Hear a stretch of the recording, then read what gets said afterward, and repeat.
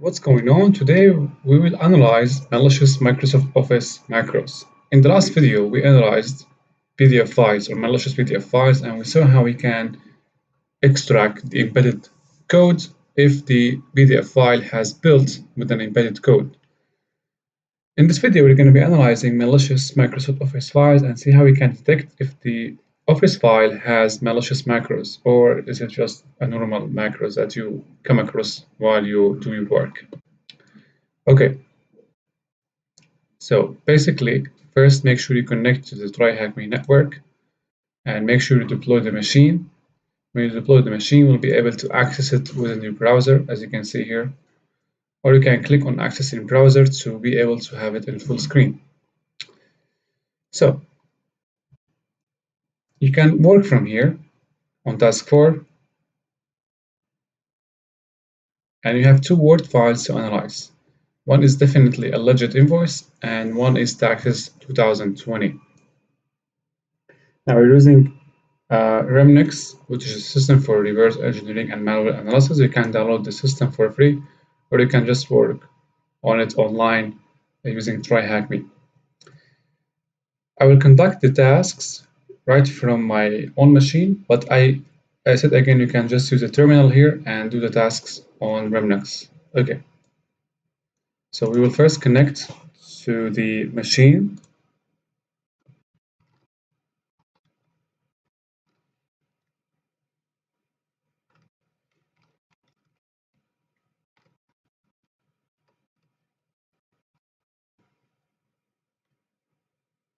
The password is malware. All right. So see what we have. We will head to tasks. And here our task is 4, cd4. So we have two files, two Word files. Now the first step of analyzing Word files, before opening the Word file, let's just take a look at what VirusTotal has to tell us about these two files. So we fire up the browser and upload both files to see the response of the antiviruses.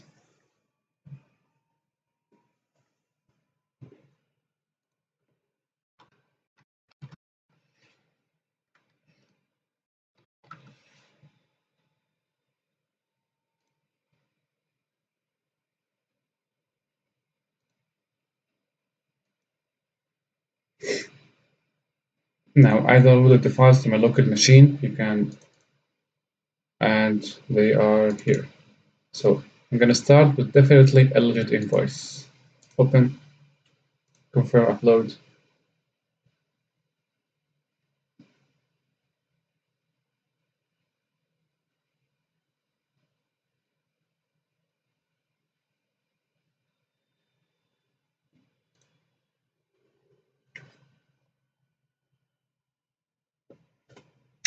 As you can see here, most of the antivirus engines label the file as malicious. Why? Because it contains a dropper. So a dropper is, a piece of code that downloads another Trojan from another source. So they're saying that once you open the file, it will download another suspicious file or Trojan to your machine. Interestingly, 11 out of 62 have been able to detect this. Kaspersky, Fortinet. But as you can see, Bitdefender and Avira, AVG, Komodo, McAfee, Malwarebytes, they label the file as safe, which is why, as you can see, by the way, this file is not encrypted. It contains the payload without any kind of encryption and decode and encoding, which makes Word files or embedded macros-enabled Word files are dangerous. Even as you can see, although this file doesn't have any encryption in its payload, still few of the antiviruses have been able to mark it as suspicious or malicious. Now let's analyze the other file. Choose file, taxes, open. So taxes has been already analyzed by, as you can see, if you click on the community, Here we have extruded layers such as embedded logic, semantic context, and metadata are available for view, detection. Okay, see here, the taxes file has been labeled as malicious by 20 of the antiviruses. Let's open these files with any run.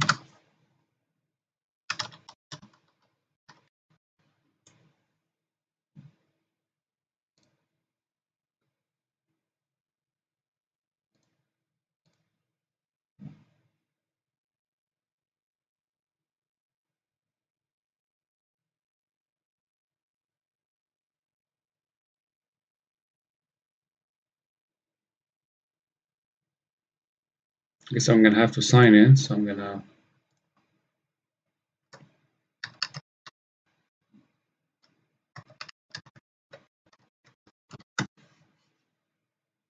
so here we type any run.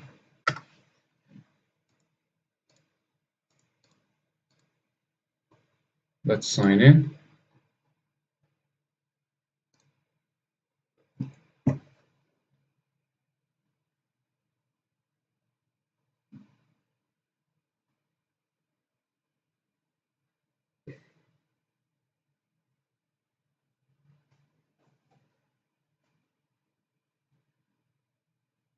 Okay, I'm already signed in. New task, Windows 7, choose file. Let's select definitely a legit invoice, open, run. Let's check it out.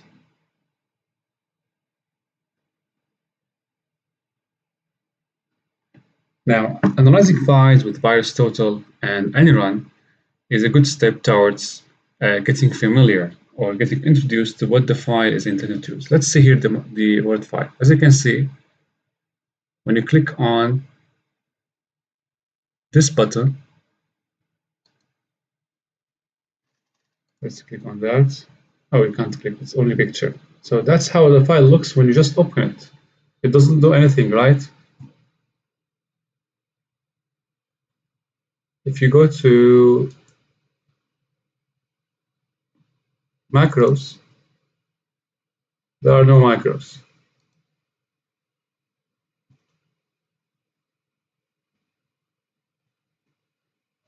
The file is kind of innocent looking, but actually the file is doing something in the background. It's downloading another dropper. So how can we know that these kind of files are clean and doesn't have a dropper, right? So let's now go to my machine, or let's start a new task and see the behavior of the other file. So new task,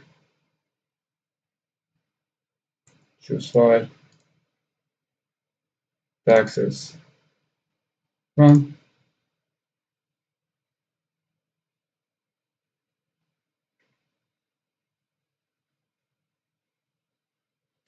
Most of the time, these files would prompt you to enable content or enable editing. So if you don't click on enable content editing or disable the protection, the macros will not work. This is the taxes. And see, there is no prompt here, right, about enabling content or enabling macros, which means that the macros most probably are not working in this version of Microsoft Word. I go to developer, macros. Okay, maybe this is because a Windows 7 machine. Okay, let's get back. I'm gonna view these Word files on my machine. So TryHackMe. I can copy both of them. So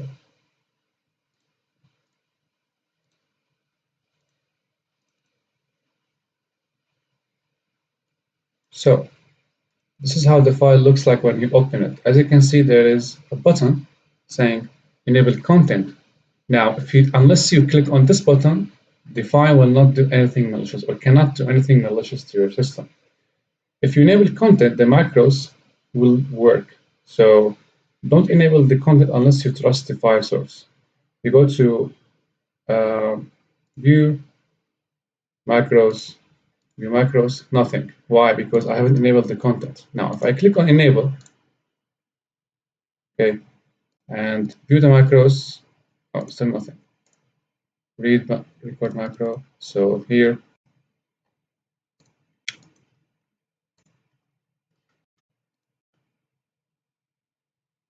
let me check the other one. I'll save. Same with the other one. It's asking to enable the content. Enable. Now, once you enable, you will allow the file to download the dropper, right? Although I can't view the macros here, but we can view the macros the other way. So let's see how we can view the files. When you open the files, they look innocent, right? But when you click on enable the content, this will be a problem. So let me get back here. So in order to understand the behavior and unveil the hidden macros, so we will use a tool called VMmonkey. So we have two files, taxes and definitely logic. So VMonkey.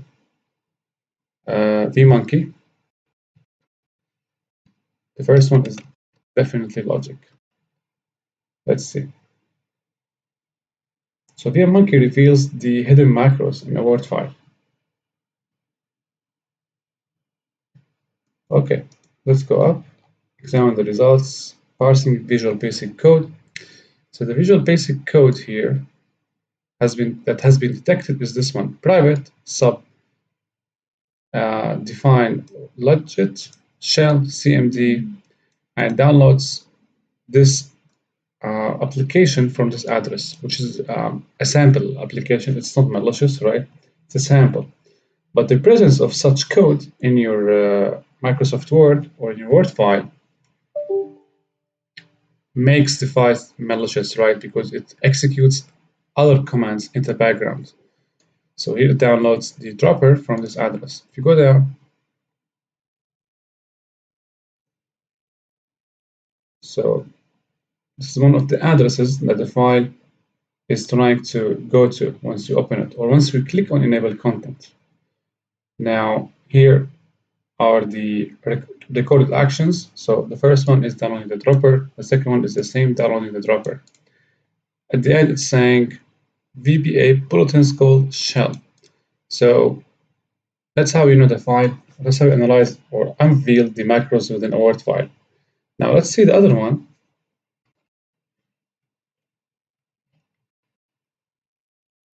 Taxes.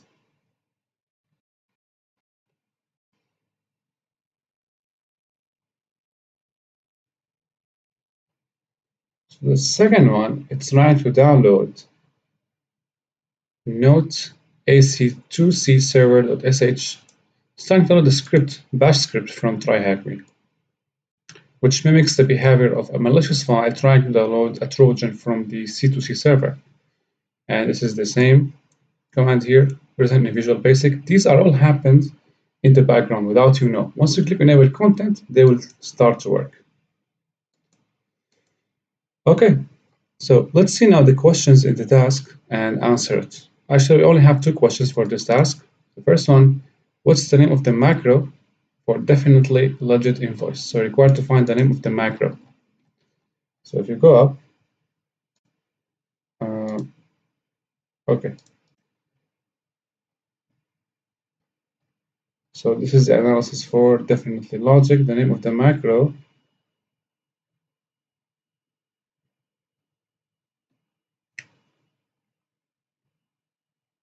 it is this one.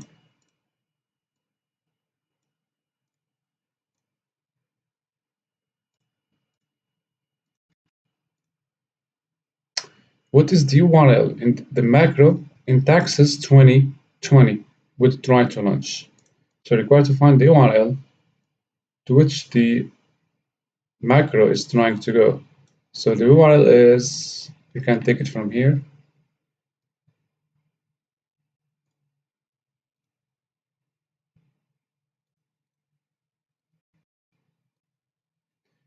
Yeah, and that concludes analyzing Word files for this task. Of course, this is not a holistic approach of analyzing Microsoft